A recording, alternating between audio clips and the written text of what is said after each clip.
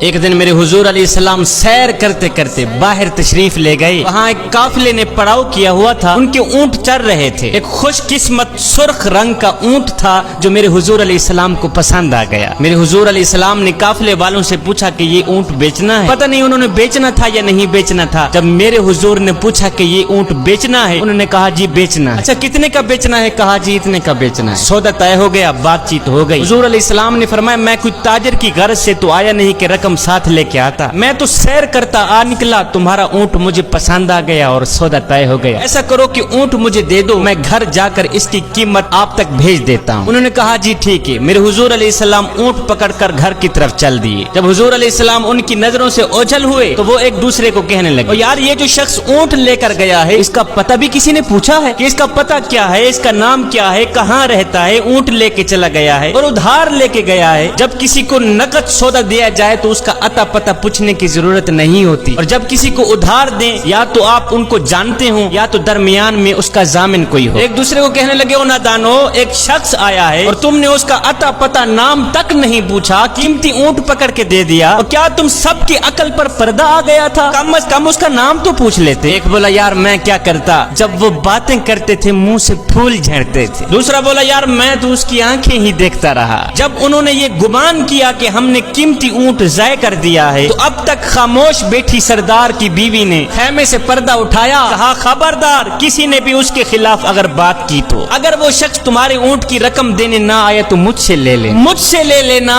میں اس شخص کی ضامنہ ہوں. انہوں نے کہا اچھا تو اسے جانتی ہے؟ کہا نہیں میں بھی نہیں جانتی. کہا جب جانتی ہی نہیں پھر ضمانت کیسے دے دی؟ کہا جب تم سودا کر رہے تھے تو میں خیمے کے اندر سے دیکھ رہی تھی کہ جس کا چہرہ اتنا خوبصورت ہو وہ جھوٹ بولتا ہی نہیں, وہ دھوکہ دے ہی نہیں سکتا. ابھی تمہارے پیسے آنے والے ہیں. تھوڑی دیر گزری ہی تھی کہ میرے حضور علیہ السلام کے غلام آ گئے پیسے لے کے. کہنے لگے کون ہیں وہ لوگ جس سے ہمارے آقا نے اونٹ خریدا ہے؟ کہا جی ہم لوگ ہیں. صحابہ نے کہا یہ لو تمہارے اونٹ کی رقم, یہ لو تمہارے اونٹ کی قیمت.